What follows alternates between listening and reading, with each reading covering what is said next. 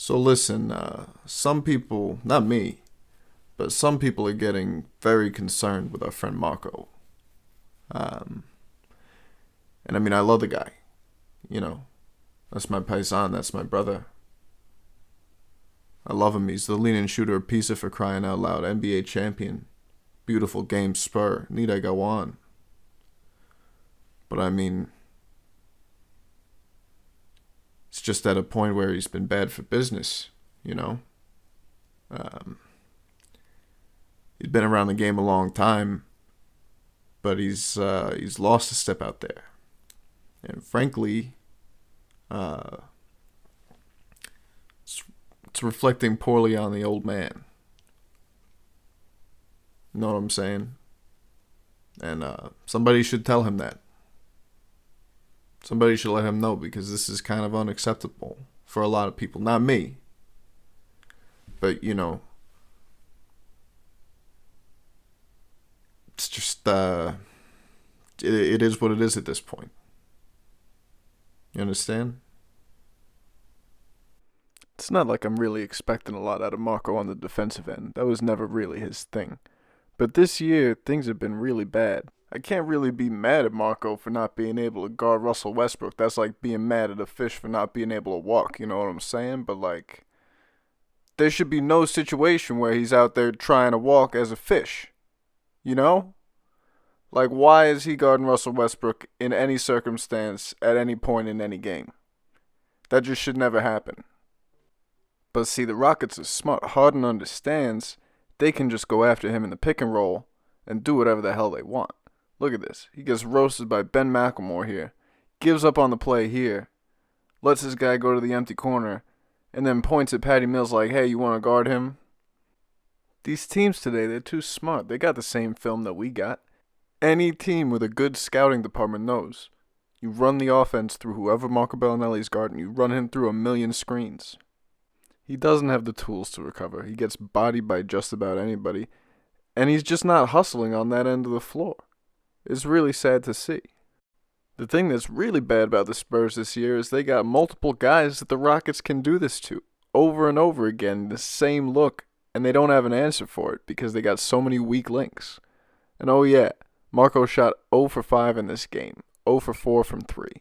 Not so great. Now, early in this game, Lonnie Walker was getting minutes. He played 10 in the first half. But in the second half, he made one little mistake. Pop yanked him to the bench, gave Marco Belinelli his minutes. Doesn't make no sense. I mean, Marco's in there because he's a shooter, right? He's supposed to shoot. He's supposed to hit those shots. He hasn't been a shooter all year. Yeah, sure, he's made a few this year, but just like I'm not going to get mad at a fish for not being able to walk, I'm not going to applaud a fish for swimming. That's what they do. And if he's not hitting shots and he's not playing defense, then what's he doing? Now you see, if this was just a one-time thing, it would be no big deal. Everybody has a bad game. Everybody makes mistakes. It's all good. But this is not a one-time thing. He's been doing this all year.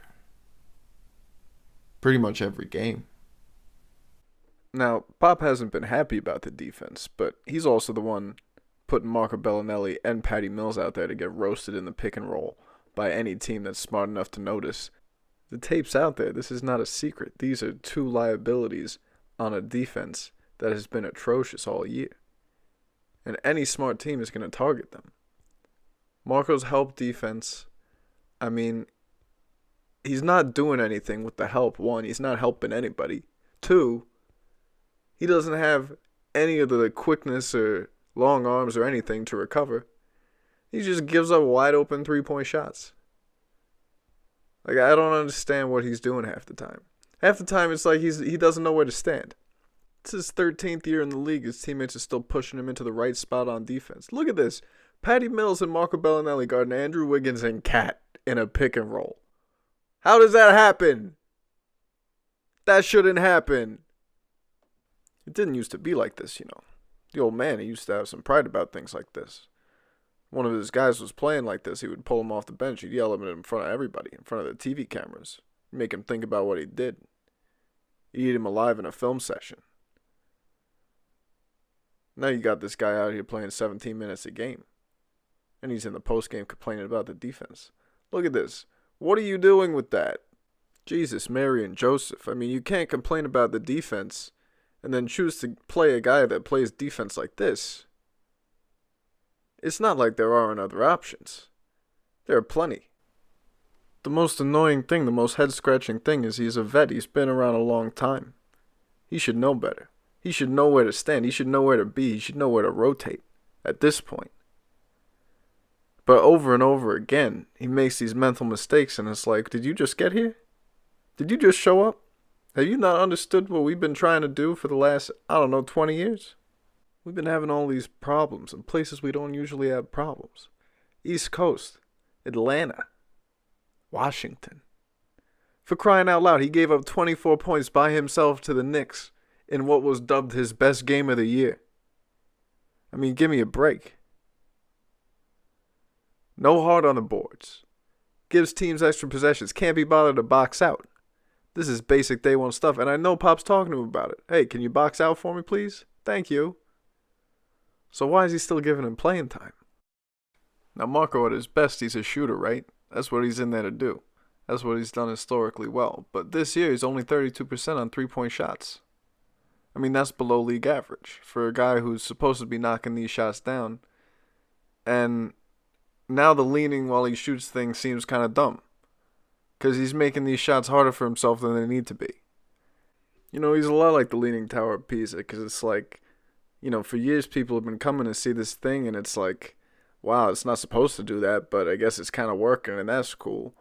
But I think now people are getting to a point where it's like, maybe we shouldn't put so much weight on this thing. Or I don't know. Maybe we should get away from it before it collapses. Like, this might be dangerous. I don't know. I would never teach a kid to shoot like that. Like, what is that?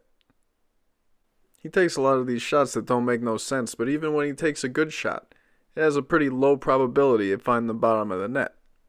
It's tough because it's like, what are you going to do with this guy? Like, even if you put him in a position to succeed, one of the rare positions where he can succeed, is still not going to find the bottom of the net. It's still not going to help your team. And he's sucking at everything else. Now, like this shot here, you want him taking. Absolutely. That's a good shot for him to take. Not hitting it, but that's okay. This shot, you got 18 seconds left on the shot clock. You're taking a heat check. You haven't been hot. What the hell is that about? Who do you think you are? What are you doing out there? You don't get to take shots like that unless you drain shots like this, which you're not doing. This guy is just not, he's just not executing. He's just not doing his job. He's not making good decisions. It looks like he's lost out there. He looks like a lost puppy. He looks confused. I get that shooting's a confidence thing, and he doesn't have much confidence right now. I get that. He doesn't have much to be confident about. But really, the only way he's going to get more confidence if he plays better. And even though he has been playing better, he's not going to shoot his way out of not playing defense. You know what I'm saying? Like, his problems here are completely unrelated to the problems on the side of the ball that the Spurs are really having problems with. He has this reputation for ball movement because he's a beautiful game guy, but he takes so many shots like this. 18 seconds left on the shot clock, paisano. Nobody needs you taking that shot. That don't make no sense. And when he's taking shots like this, it means Derek White doesn't have the ball. It means Lonnie Walker doesn't have the ball. It means DeJounte Murray doesn't have the ball. DeMar DeRozan doesn't have the ball. LaMarcus Aldridge doesn't have the ball. End of possession. And believe it or not, his shot selection actually gets worse. He should shoot that three, not step inside the line for a 20-footer. Oh my God, that's garbage offense. Oh, that's so terrible. And again, some of these real early in the shot clock. Pump fake. Step inside the line. Brick. Gross. Disgusting. What is that? Ugh. I don't even like watching DeRozan do that. He's kind of got license to, that's kind of his thing. But I mean, Marco, he's 14 of 49 on these shots for the year. What the hell is that? That's just a terrible decision to make. Look at this shot. Look where his feet are. There's 15 seconds left on the clock. He shouldn't be allowed to do this anymore. Understand? There's no excuse for somebody who's been at it this long to be making decisions and shots like this. It makes my eyes bleed. I mean, this is terrible stuff. This is really, really atrocious offense. Look at that. I mean, what are you doing, sir? And I know he's not the biggest problem that the Spurs got, but the fact that they got a guy playing like this, and they got a guy like Lonnie Walker sitting on the bench, for what? What is this guy bringing to the table that's so good that he needs to be out there? Make it make sense. He's taking shots like this over and over again. Make it make sense. What am I supposed to tell these people when they come to me, the Don, and they say, Tommy, I'm a little worried about what's going on here with Marco. What's Pop doing? What am I supposed to tell them? I got nothing to tell them. Yeah, I'm a little worried too, to be honest with you. I mean, he's got nothing left in the tank. It's pretty clear he's going to hit some shots because that's what he does. But there are plenty of guys who hit shots. And he's not even hitting shots at the league average. He can't do anything in the paint. He takes more 18-footers, it seems, than he takes threes. He plays no defense. And it begs the question, what is he doing for this team? Listen, I love Marco. Everybody loves Marco. But comes a time in every man's life where the game's passed him by. And I'm just saying that a lot of people are saying that he should probably spend some time with his beautiful family, you know? Leave the basketball stuff to the rest of us. Let other people worry about that. There's some people that are worried that something bad might happen if he sticks around, you know? No, not that. But they're talking about putting him on a plane to Charlotte. So Michael Jordan can play him one-on-one in practice. Take whatever dignity he has left. Sick. Disgusting. You know that's why he bought that team? I do not understand some of these people. They're so cruel.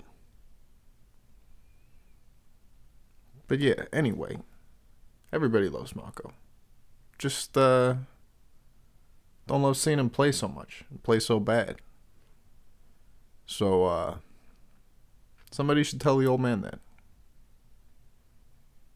Alright, yeah, good kid. Go Spurs, go.